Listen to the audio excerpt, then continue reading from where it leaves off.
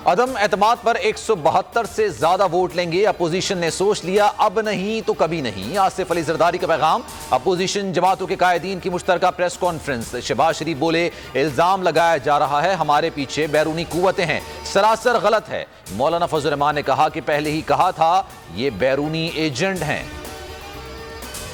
तहरीक अदम एतमाद से खौफजदा नहीं, अपोजिशन को नाकामी होगी, हमारी तवज्जो परफॉर्मेंस पर है।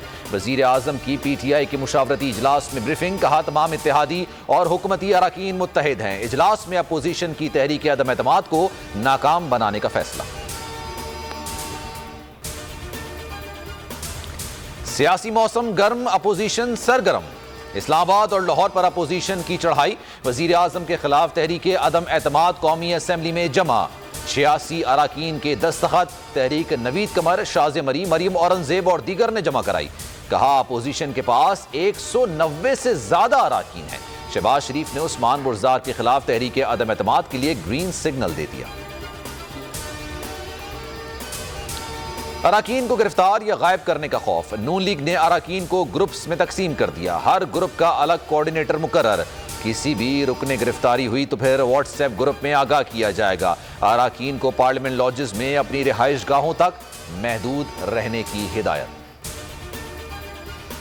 पीपल्स पार्टी के अवामी मार्च के काफिले को इस्लामाबाद पुलिस ने रोक लिया। पीपल्स पार्टी का मुकम्मल काफिले के बगैर आगे बढ़ने से इनकार। अवामी मार्च के काफिले को आगे जाने की मुकम्मल इजाजत ना दी गई तो फैजाबाद ब्लॉक कर देंगे। पीपल्स पार्टी का फैसला। आसिफ अली जरदारी लॉन्ग मार्च में शरीक हो गए। जियालों से खिताब में कहा, वक्त आ गया है आगे बढ़कर नापाक वजीर आजम को निकालें। शरीफ आदमी को वजीर आजम बनाएंगे। दुश्मनों और प्यार करने वाले दोस्तों को भी जानता हूं। बिलावल भुट्टो जरदारी कहते हैं, हर सूरत अदम एतमाद को कामयाब कराएंगे, हारने का सवाल ही पैदा नहीं होता। उस्मान बुज़दार डटकर सामने आ गए। कहा, अलीम खान बतौर वजीर आला किसी सूरत कबूल नहीं। परवेज इलाही को मनसब दिया जाए या उनके पास रहने दिया जाए। वजीर आजम से मुलाकात में फैसले से आगाह कर दिया। हसन खावर की बयान की तरदीद। फवाद चौधरी और इमरान इस्माइल की अब्दुल अलीम खान से मुलाकात। वजीर आजम का पैगाम पहुंचाया। अब्दुल अलीम खान ने जहांगीर तरीन से मुशावरत के लिए वक्त मांग लिया। गवर्नर सिंध का कहना है कि अलीम खान, जहांगीर तरीन और बाकी दोस्त पार्टी का सासा हैं।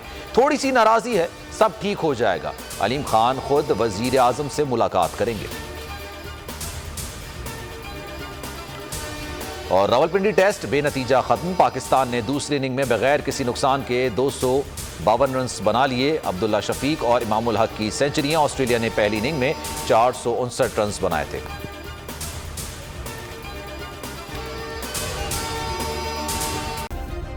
सब्सक्राइब करें और बेल दबाएं ताकि कोई खबर रह न जाए।